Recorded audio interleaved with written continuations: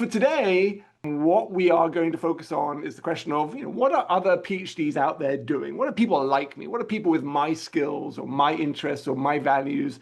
What are they doing in the world of work? For people who are collaborative minded or detail oriented, right? What are those types of roles that they seem to enjoy out there as they're doing that? So part of this career exploration sessions that we're talking about today is this idea that, beyond the world of faculty roles, there's a whole world out there, a whole landscape of opportunities that are open to you with the types of skills, knowledge, and experience that you bring. But it can be quite daunting, obviously, because, where do you start? What direction do you go? What does that look like? And so what we're going to focus on today is this idea that as soon as there are some well-traveled paths in front of you, it becomes a little bit easier to explore those paths, right? Those paths give you a little bit of certainty that this is a path that might match your expectations or your skills or your knowledge area. And so it becomes a little bit more structured as you begin this exploration process. And these paths work for different people for various reasons, right? So some people are using their specific academic skills, their knowledge of a research field as they're going down their career path. Some people are just using their broad understanding of what research is to explore or to be on different types of career paths that are out there.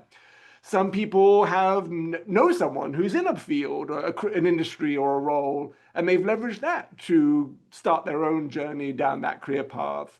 Different paths for different people. There's not one size that fits all. And just because there is a well-traveled path out there doesn't mean that it will be a good fit for you or that you will be interested.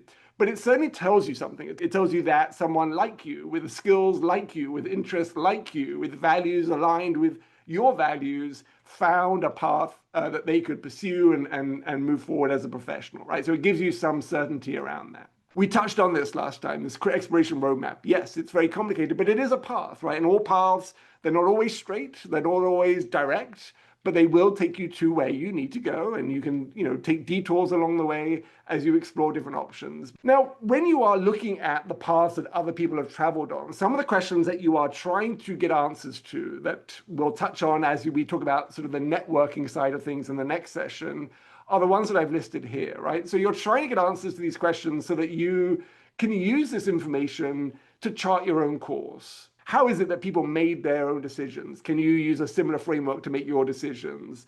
How did they use their skills that they gained from teaching or research? And can you do that in a similar way? What are some of the things that they didn't have from their PhD or postdoc experience? And can you build those things ahead of time so that you can leverage those skills as you go on to the next things? What were some of the value-added experiences beyond being a researcher or a teacher that people did, as part of student clubs or volunteer experiences that people on different paths found helpful, right? So you won't get answers to these questions just by looking at the paths people have traveled necessarily, but as you get closer to having conversations with people, these are some of the questions that you're going to want to get answered because they will give you information that you can then use to chart your own course. You can either gain skills or look for opportunities down certain paths that are out there.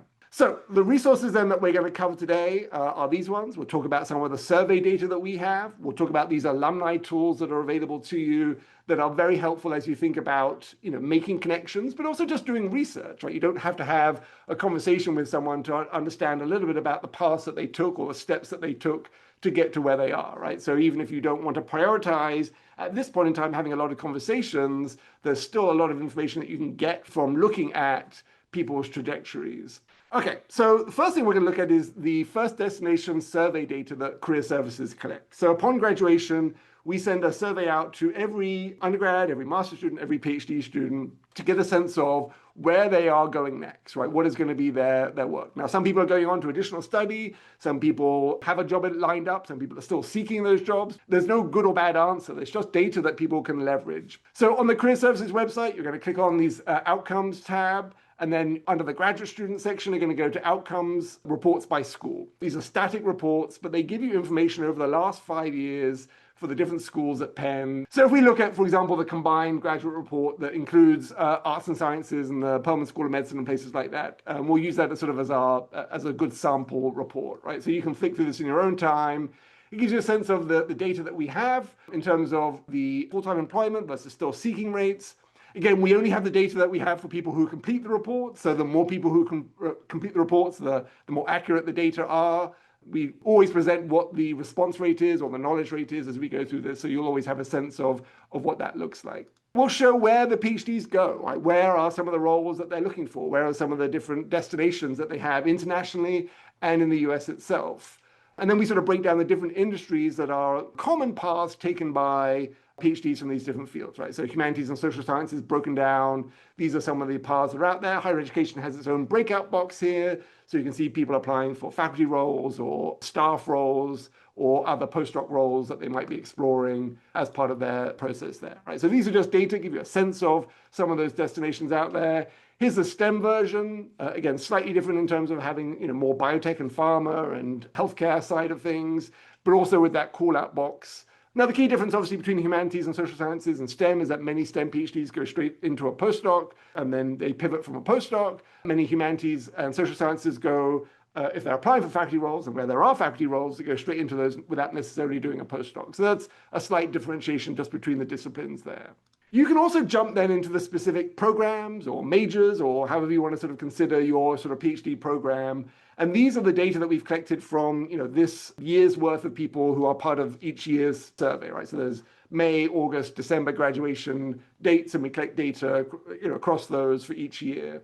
So you can see the organizations that people have gone into, you can see the position titles that they have. These are all good bits of information that you want to sort of take note of, because as you begin to explore your own set of organizations or begin to look for types of job titles that you might be looking for at this organization or similar organizations, you can use some of that language, right? So if you see some people going into senior scientist positions, then you know that a scientist or a senior scientist position would be a good fit for you potentially if you were applying for similar type of research in industry, right? So different organizations have different types of titles. It's just a good idea to keep an eye on that vocabulary again, because you want to be using that as part of your job search as well. So here's some of the political science, anthropology PhDs. So again, some faculty roles here, some adjunct roles, some different types of higher education administrative roles. These are just areas that you can explore. Now, it wouldn't necessarily be too hard to figure out who these people are necessarily by, if they're working at this place and you can find them on LinkedIn or the alumni tool. You can potentially put a name to a face if you wanted to. We collect data sort of in aggregate just so that we can share it. You might have seen that, we have average salary data where we have enough people who share that information, then we can share that in aggregate, just to give you a sense of what that might look like. So these are just general information. Doesn't mean that you want to work at any of these places, but it gives you a sense of the type of place or the type of role, the title of that role that is associated with people who are exploring those different types of career paths. MyPenn is the specific Penn alumni database that Penn owns and administers. So on MyPenn, there's about 490,000 Penn alumni that are out there. And what's great about MyPenn is that you get to drill down very specifically based on the filterable criteria that you have. So on the left-hand side here, I can filter by graduate degrees, and then I can filter specifically by, if I wanted to, PhDs. It could be EDDs, it could be other types, right? But so I can narrow it down to exactly the population that I'm looking for. And then I can drill even further down. I could focus on just one specific school or a major, or I can take a more industry or a career-related perspective and look for industry categories that they belong in, right? And that's just going to help me begin to create a picture of some of these common, well-traveled paths that are out there, right? And so once I've done all my filtering, then you get to see the type of people who are represented by the options that you chose. Each of these profiles doesn't necessarily have a lot of additional information on who these people are or what they have. So if I pick on Christopher's profile, for example, it confirms that he has a PhD in religious studies from 2017, right? So I have a job title, I have an organization. I don't necessarily have a lot of information about the skills he used or the journey he took to get there. What I do have, and this is going to be important later, especially as we think about networking, is potentially contact information, which is really hard to get from, for people when you're sort of just randomly finding people out there. Oftentimes, Penn alumni will include not only an old Penn address, which may or may not work depending on which school you're in, but also a personal email address. So no matter how many times they change jobs, you'll always be able to find potentially a Gmail or something like that you could reach out to when you're ready to have a conversation with this person, right? So MyPenn does a really great job of sometimes providing that contact information really easily without you having to search for it, whereas tools like LinkedIn or other tools that might be out there won't be as free with giving and sharing that information. One way to make sure that you're getting accurate information is to take what you learned from MyPen and then double check on something that's a little bit more real time, like LinkedIn, to see what's going on, right? So an alum who sets up their profile on MyPen may not come back year after year and update it based on any job changes. But if they have a LinkedIn profile, that's going to be a much more fluid and up-to-date representation of who they are. So you might find them on MyPen because you're really focusing in on the fact that you're looking for religious studies, PhDs, and what they're doing. But then you can double check on LinkedIn to see if that's still what they're doing and if they've changed jobs or what that might look like. So this is Christopher again, same person. You can see the PhD there on the right in the education section. This is the LinkedIn profile. This is now much more nuanced and much more robust in terms of giving you a little bit more information, a little bit more understanding of the path he took or the way he described himself or the skills he might leverage as he's talking about these different professional experiences that he's had. If I click on contact information on LinkedIn, because Christopher here is a third degree connection, oops, so you can see third right after his name, means I know someone who knows someone who knows someone who knows someone who knows Christopher, right? So not very helpful. So if I click on contact information on LinkedIn, I do not get anything other than the LinkedIn URL, which is, I already have that because I'm on his page. So I don't get contact information. I don't get an email, right? So that's why LinkedIn doesn't like to give you emails unless you're a first degree connection, and you wouldn't want to connect with Christopher at this point because you don't know Christopher. Because we're on LinkedIn, let's talk a little bit about the alumni tool on LinkedIn. Now, what I'm going to show you here is open to everyone, right? So whether you're a Penn alum or not, whether you're a postdoc, but you never went to Penn before, you can still do everything that I'm doing. You can look at any institution and follow the same process. You don't need premium membership. You don't need to be an alum. It's just a tool that sort of groups together alumni from different schools and allows you to look at them. So in the search bar, I'm going to look for University of Pennsylvania. Then the University of Pennsylvania school page is going to pop up. I'm going to take a look at that page. And then when I get to the University of Pennsylvania page, I'm going to click on the alumni tab along that horizontal bar there. And that's going to show me the over 200,000 Penn alumni and current students who have LinkedIn profiles. And it's going to allow me to filter through that using various criteria to get a nice snapshot of what's going on.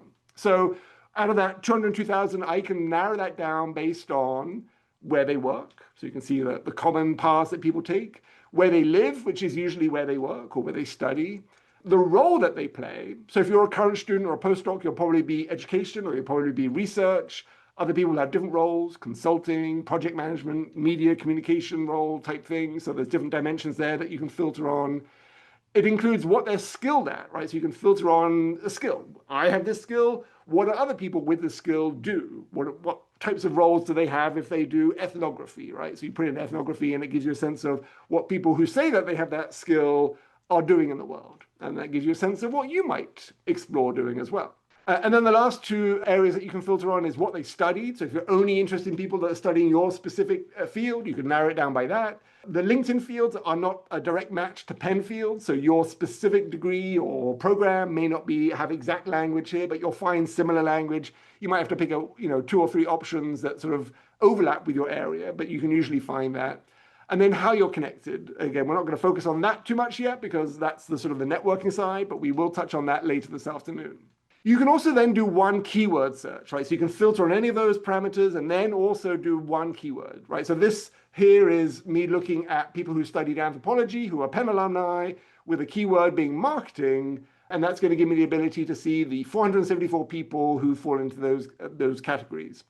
Now, the one thing LinkedIn, the alumni tool on LinkedIn doesn't do, it doesn't allow you to break it down by degree type, right? So these could be undergrads who studied anthropology. These could be people who got their PhD at a different institution or got their undergrad at a different institution or whatever it might be, right? So you can't really filter on the degree type. But in general career exploration terms, it doesn't really matter, right? You don't need to be an exact match to everyone who's out there. You're just trying to get a broad understanding of the opportunities that might be available to you as you're exploring.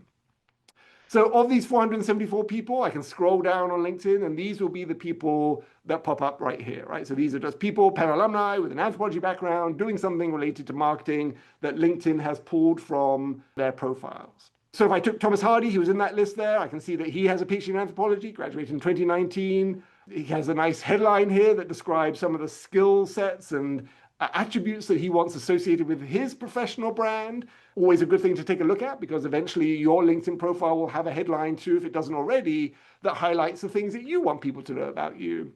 And then Thomas does a good job in the sort of the about me section in sort of weaving in the PhD experience, right? So prior to transitioning to the SaaS-focused technology industry, I earned a PhD. Through these experiences, I excelled at mastering and organizing complex material, planning and executing large projects, mining data for unexpected insights, and communicating these insights to wildly different audiences. That is PhD research. It's not the way you would describe it to your advisor, but that's how you can describe it to the broader world to demonstrate the value that the PhD brings, right? So this is a nice example of a narrative that weaves in the skills that we were talking about in the last session into an identity that allows you then to look for opportunities that value those skills moving forward. Another way of using LinkedIn is not to just look at alumni, but to look at an organization, right? So if I go to the Gates Foundation, I can click on the People's tab, right? So this is a company page, I'm going to click on the People's tab. It's much the same as the Alumni tab, except for rather than where they work, it's where they studied. And there's 4,000 people who work at the Gates Foundation who have LinkedIn profiles, and I can filter on the same sort of criteria as I showed you in the previous one. So I can say, well, what do people with anthropology do at the Gates Foundation? And that would be anthropology from any institution, but people who say that they have a background in anthropology or whatever their background is, I can now see the types of roles that they have at the Gates Foundation, right? And I can narrow it down by PhDs and as a keyword, and University of Pennsylvania is where they studied. In this case, I got 5 members that I can take a look at in more detail. So, these are just examples. Some might be interns or might have some previous experience there because I see a PhD candidate being listed. Some people are in more senior roles and they've been there for a while. So if we take Sohail here, I can see he has a PhD in electrical engineering and looks like he worked in consulting for a while because I can see McKinsey in his headline. If I take a look at his profile here, these are some of the information that you might be able to gain to say, what are the steps that someone took to get to this role? What were helpful to them as they were sort of getting to the role that you might be interested in as well. So a postdoc to consulting to a program officer at the Gates Foundation, right? So a lot of questions there that you can begin to formulate in your own mind about, well, how did the person do this? What were some of the decisions that they made? How helpful was each of these steps moving forward, right? These are all things that you can take a closer look at as you were doing some of the networking. Nushina here has a PhD in social policy and practice from SB2. And again, I can get a sense of what that might look like as I look at her profile. She was an assistant professor and then went to a different foundation and now to the Gates Foundation, right? So again, there's an interesting story there that might be helpful as you were thinking about different types of questions you could have for this person as part of networking. Imagine PhD, we talked about this last time. The things to focus on here are the job families, right? So these are well-traveled paths that PhDs in humanities and social sciences take. But if you click on any one of these job families, there's sort of 4 bits of information you can extract from it. You can explore, you can connect, you can apply, and you can build skills, right? And each of these gives you slightly different types of information that you can play around with as you are building your understanding of what these fields might be. So this field is writing, publishing, and editing. If I click on, connect or build skills, I might see some of this information, some recorded conversations with people in that field, a job simulation on publishing to give you a sense of what that looks like or on what skills are used, some profiles of people who've been able to do that, right? So again, it's just background information. It's research information that gives you a foundation to understand what goes into the types of careers that these people have had in the writing and publishing field, right? So you can do that for any of the 15 job families. It'll be a really great way to play around with that. This is the My IDP one. So again, slightly sort of focused on the biomedical sphere, this tool. This was the list of career paths that it matched based on my skills assessment. We talked about this last time. So science education for the non-scientists, science policy, science writing. These are 3 of the top ones for me. If I click on science writing, for example, I can then find information out there to broaden my understanding. Chem IDP, again, as you look at the different career paths that it might suggest for you, each of these comes with more information that you can then take a look at that will give you a baseline understanding of these roles that are out there. So that's just very very simple information, very easy to process, easy to read through. You extract what you need and then you move on. The PhD career training platform does it slightly differently and in a perhaps more engaging way. And as a nice bridge to the networking that you're going to be doing, the PhD career training platform has a career exploration video library, right? So when you've gone through step 1, 2, and 3, which we talked about, you can also look at that interview library right in the top toolbar of this platform. This comes with its own workbook. We'll talk about that in a second. But the library contains about 130 video interviews with PhDs from different institutions who are out there in the world doing different things, right? And so you can break this down by academic discipline, you can break it down by specific career field. I'm interested in people in consulting or technology or education, or whatever that might be. And these interviews are basically what we would describe as informational interviews. Someone sitting down and asking this person about how they got to where they are, what they do, what they learned along the way, what advice that they would give. It's networking that's done for you. And that's a really great way of sort of saving yourself time, but giving you information that you can glean without having to do that networking. So if I was interested in nonprofit work, I could look at Karen's profile, see that she's a design strategist at the African American Leadership Forum, and then watch this 12-minute video and get a sense of who she is and what questions were asked and how she responded to those questions. And that's really helpful practice for me as you're also thinking about, or practice for you as you're thinking about your own networking, but you still get to use that information yourself as if you had done the networking, right? And as part of this platform, they give you questions to ponder on, questions that you can reflect on. So you're not just watching the video and being distracted by the world around you, but you're trying to find answers to these questions as you're going through that process. And then in the workbook itself, there's more information that you can follow here to sort of help you operationalize what you're learning. So again, I really love the workbooks on the PhD career training platform because they allow you to sort of sit down and structure your thinking so that you're not just absorbing information and having it dissipate, but you're really thinking about how you can leverage that moving forward as part of your own approach.